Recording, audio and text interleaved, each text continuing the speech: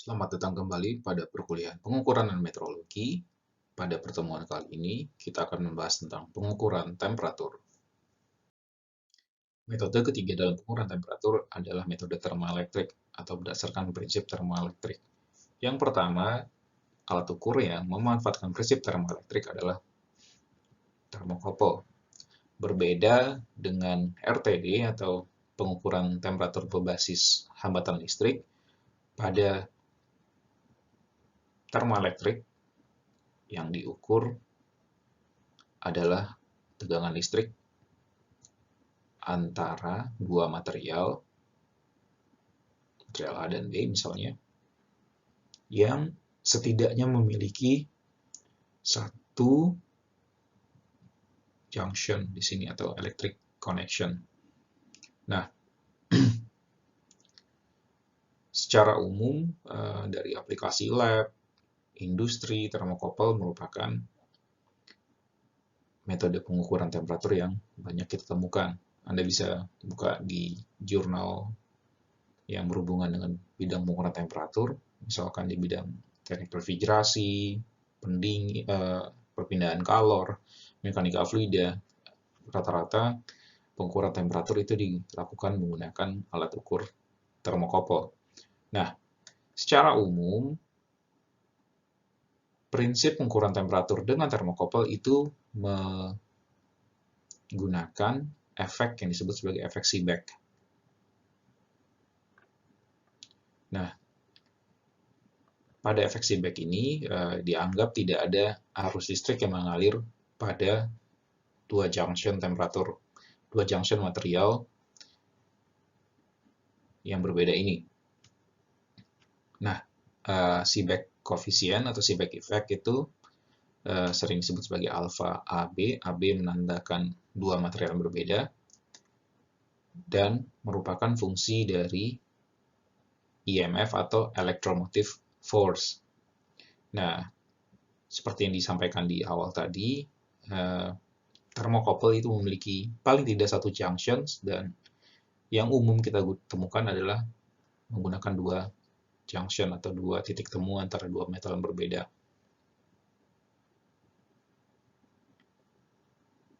Nah, junction ini merupakan sumber penggerak dari si EMF atau electromotive force pada sistem pengukuran berbasis termokouple atau sirkuit termokouple. Fenomena lainnya yang berhubungan dengan pengukuran temperatur berbasis termokouple adalah efek Seebeck efek Peltier dan efek Thomson. Secara umum, prinsip pengukuran temperatur menggunakan termokouple bisa kita bagi ke dalam 3 kelompok utama. Yang pertama adalah memanfaatkan material homogenes. Ya, dia materialnya harus homogen. Jika kita gunakan material A dan B,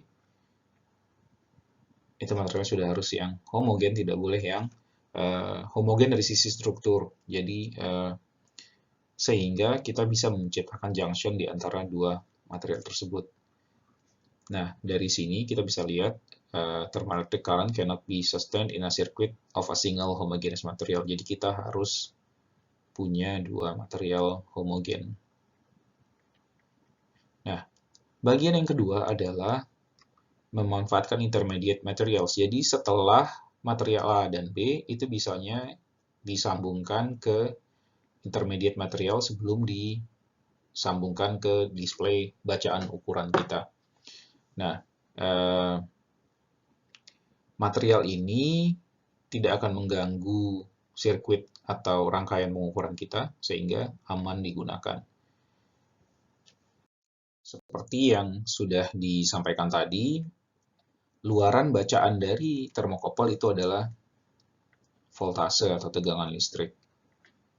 Makanya luaran itu paling mudah dihubungkan ke potensiometer untuk membaca beda voltase antara junction dua material. Nah, seperti yang sudah disampaikan tadi, pengukuran temperatur berbasis termokouple itu membutuhkan dua junctions.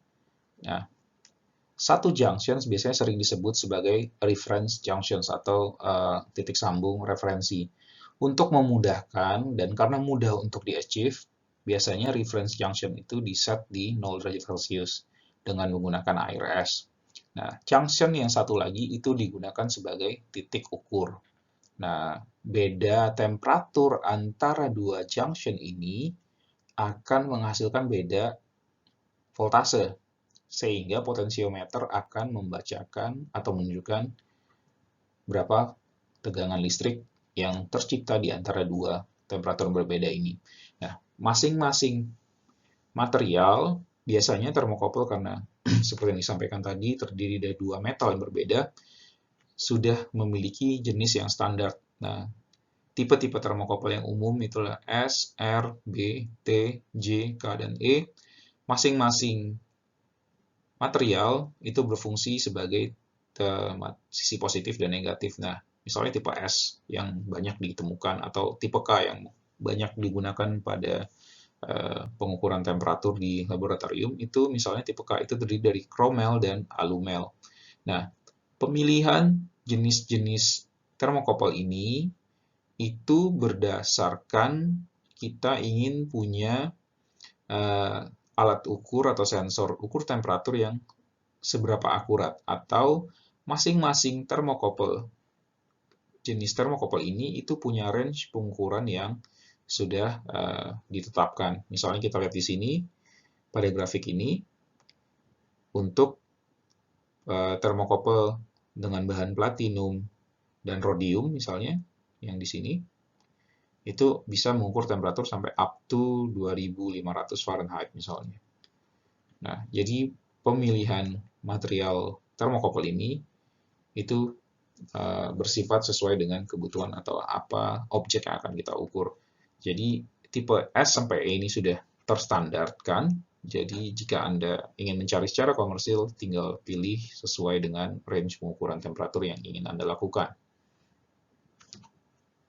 Secara klasik atau konvensional, bentuk pengukuran temperatur menggunakan termokouple itu seperti yang ada di foto